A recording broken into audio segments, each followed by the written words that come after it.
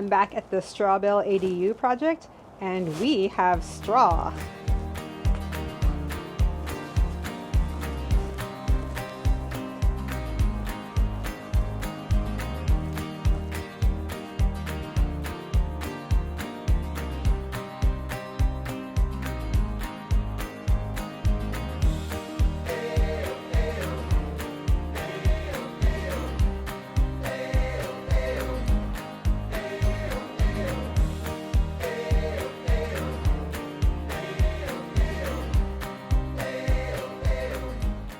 So we've been stacking our straw bales for about, this is our 4th day. Remember when I talked about the toe-up boards, the 2x4 pressure-treated boards that are sitting on top of our grade beam? So that's what our straw bales are actually sitting on down here. So they're on this grade beam here, which keeps them off of the ground. And this toe-up board, this pressure-treated board, sits on top of the concrete grade beam, if you remember what that looks like. So then this is 18 inches deep. These straw bales are 18 inches deep away from the plywood walls.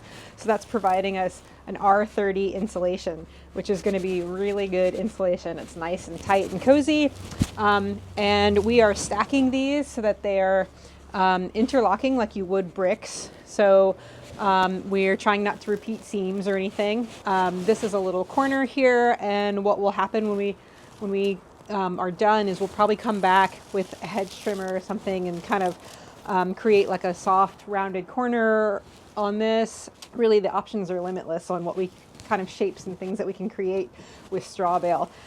The client wanted rounded bevels around windows, so we have, I don't know if you can see that here or not, but we have pre-rounded the bevels here around the windows, and we've done that by creating this kind of fancy jig here. So we'll actually set the bale down in that, and we'll just use a hedge trimmer to follow this rounded edge right here with the bale so that it creates this rounded edge along the windows and around our doors.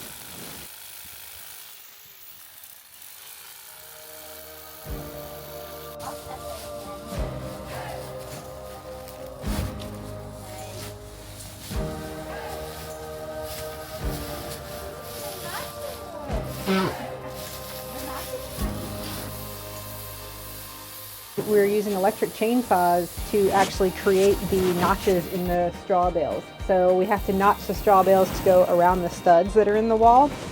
And the electric chainsaw is it's quiet, it's easy to use, you can turn it on and off easily and quickly. So that's what we're using, that and occasionally a hand saw.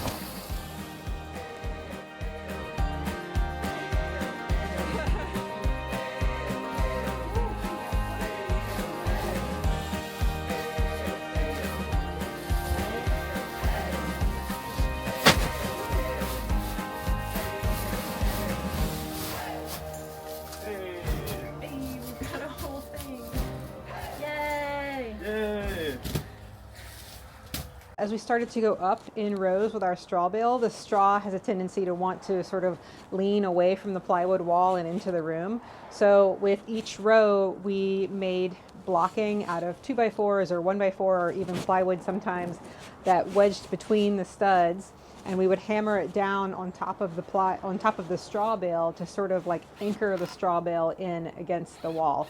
And that keeps it anchored along the back of the straw bale and keeps it safe and secure to the wall, keeps it from falling out into the room. So you can see we don't have our windows and doors in yet, and that is intentional because when we're putting these bales in, we're actually having to hit so hard on the walls to get the bales to do what we need them to do. We made these giant hammers that we call persuaders, and we use those to sort of hammer the bales into place to make sure that they're nice and tight fit as we go up the wall and into corners, and make sure that they're compressed down as much as they need to be. So in this process of stacking straw bales, we often have to re-tie the bales to a different width. So that's part of our process too.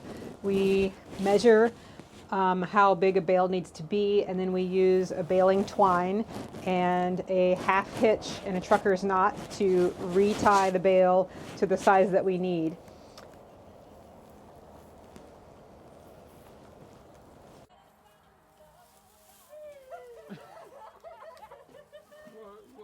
when you're retying and cutting up straw bales, you wind up with a lot of extra straw. So we're collecting all of our straw in bales. All of this loose straw will get used when we're plastering as well. But we're also using it to stuff holes in between the straw, or like where two straw bales come together, we'll use it to insulate back behind there, or if there are gaps behind the straw bale between the straw and the wall, we'll use some of that loose straw to fill in that gap. In the corners of the house, we actually used a sheep's wool insulation to tuck in behind the stud before we stack the straw in place.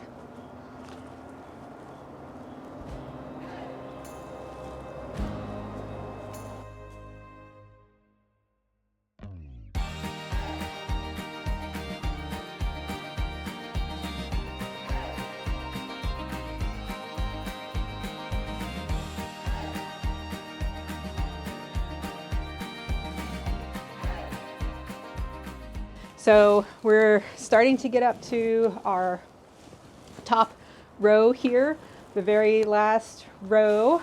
Before we put straw bales up, we had to do some fire blocking. So we have this plywood up here. It could be drywall too, but we had to put that in and seal it so that, you know, if the wall were to ever catch on fire, it wouldn't go up into the attic. So that's there, and we're cramming our last bales into that last section there. And you can see the pre-made forms that we made that are sitting above all of the windows. What we're going to do with those is come back after all the straw bales are in, and we're actually going to cut strips of lath out of like plywood or something and attach those to these plywood forms and just fill that with a loose straw. Rather than trying to suspend a bale above a window, we're just going to fill that with loose straw and kind of stuff the straw in there. And then we'll have lath strips over the top of it, and we'll be able to plaster over that lath, sort of old-fashioned lath and plaster.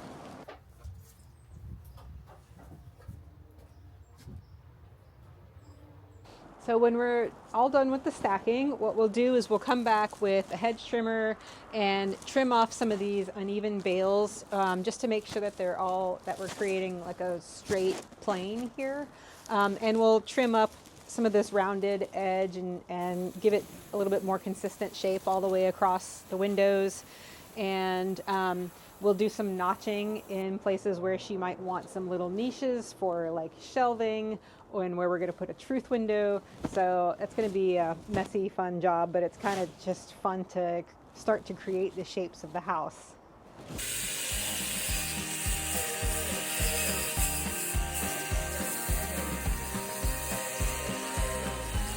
Thanks for tuning in for our straw bale day.